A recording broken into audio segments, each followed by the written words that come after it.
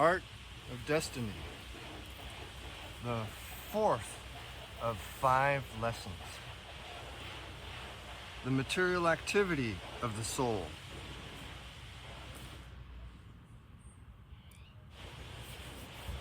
It has nothing to do with knowledge nor understanding.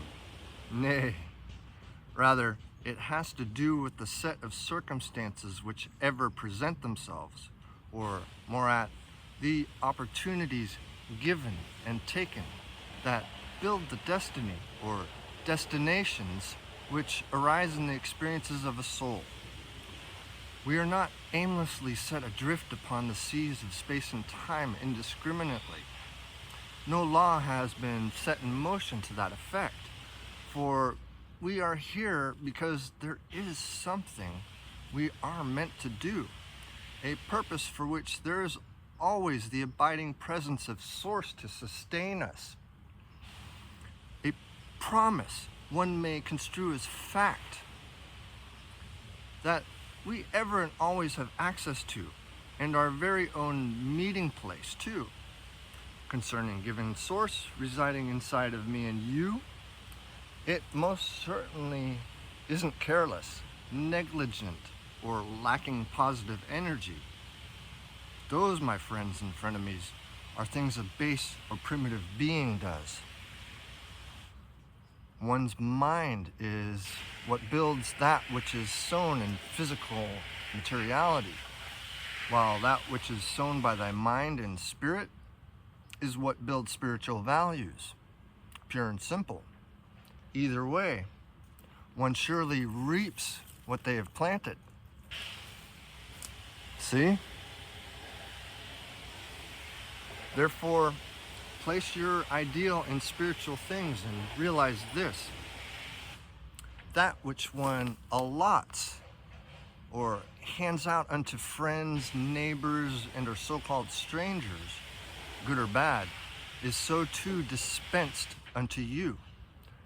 And so, in one's relationships towards one's fellow beings, seen and unseen, in mind, body, and spirit, act and behave in such a way that one may always look upon the face of oneself without guilt or shame, such that whatever one gives, grants, or dispenses to another will be given and are granted to thee accordingly in return. For truth be told, one is always engaged with and destined to meet self again and again.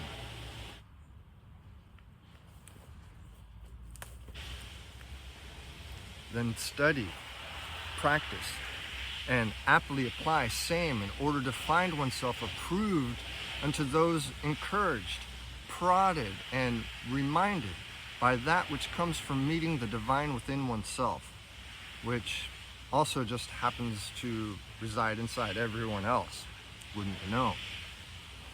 Not to have to also mention outside ourselves simultaneously too, and hence be able to confidently say in whom one trusts and what one believes most wholeheartedly to be true, knowing that one is indeed capable of keeping to that which one is and has committed to in each and every experience which arises. Again, come what may. So, know this about that. Thy spirit acts as a guide which prompts our very activities upon this material plane, which of and in itself arises from within one's very soul, no less, to be expressed in one's dealings, coming and going with fellow beings themselves. Therefore, one cannot love another and yet hate someone else. One cannot venerate something and also hold malice towards others, because these are of the same property, power, and source. For the law of oneness is perfect and utterly incorruptible. Keep to a positive attitude and imbue the qualities of honesty and generosity in the oneness of purpose, free from deceit or hypocrisy. For when one is genuine with self, especially when with everyone and everything else, there is nothing to fear when called into the presence of that same source, which is, of course, sacred and holy to begin and end with. In all thy dealings with fellow beings, entities, and whatnot, become and be one with you in mind, body, and spirit. Purge and cleanse that which need be done to accomplish same through the innate power bestowed upon every one of us, so that one can be known to show the beauty, love, and glory for others to, in like manner, shape, fashion, and form their own ways and means to create further peace and prosperity. For if one misuses their accumulated wealth of knowledge to take advantage of others, asserting authority or dominating over them or anything else for that same gray matter, what do you think becomes of the soul's destiny of such an individual? Verily, neither is it in the actions of mighty deeds of bravery or valor, in things of high estate or esteem, nor in those things which may be wrought and rendered with fame and fortune, through which the greatest soul growth and development occurs. Oh heavens to Murgatroyd, no, but rather via the simplest of steps, one tread at a time, precept by precept, and line by line. A smidgen here, a smidgen there.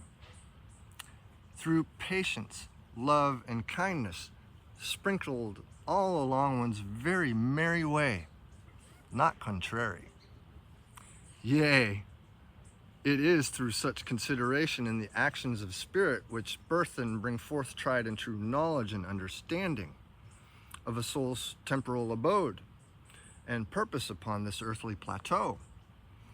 And it is by this highway one comes to understand and realize that unless that which one thinks, says, and does is mostly for the good and benefit of others, one's endeavors will surely falter and fail in the end.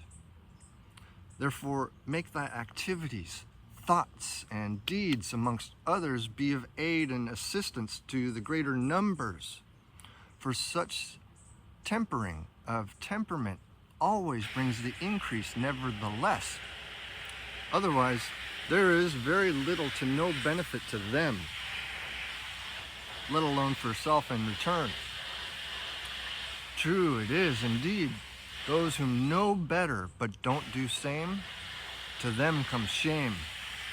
To those whom don't know better and yet do wrongs, to them is given support from source to make a right.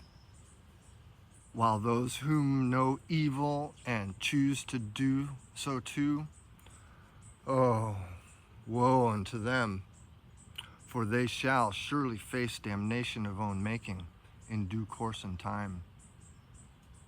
Eventually, each and every soul shall meet self upon departing this earthly realm, being given a review and chance to account for its activities here and therein, including how those things directly and indirectly impacted others encountered. However, ye judgments won't be presided over by another.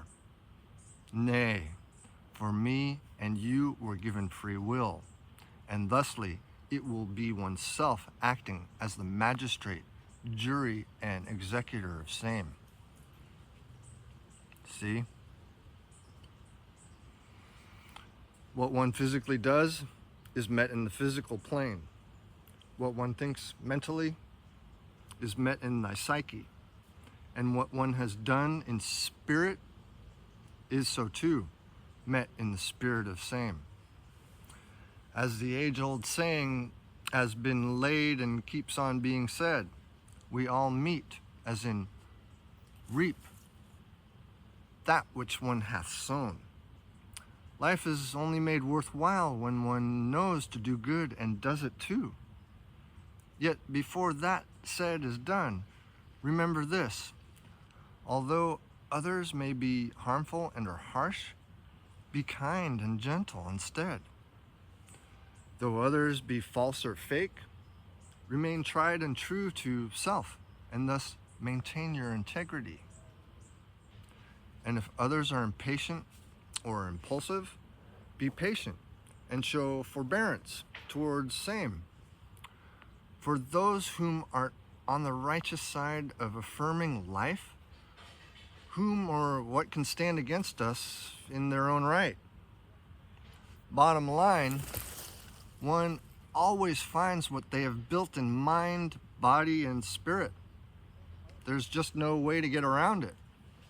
And so, in order to be and manifest good things in this lifetime of many more to come, just use that which is at hand and handed to you as best one can. Then rest assuredly that the necessary opportunities and experiences which make for the most positive changes in one's life will present themselves accordingly. Again, little by little, precept by precept and line by line. Remember, no one, and I fucking mean no one, becomes instantly buffed or trim the first time they step into a gym. Do they now? Get it? And remember this, if nothing else, the bigger the challenges or obstacles encountered, the greater the opportunities hidden in plain sight. Especially if and or when such preparations are made in all sincerity, with due diligence.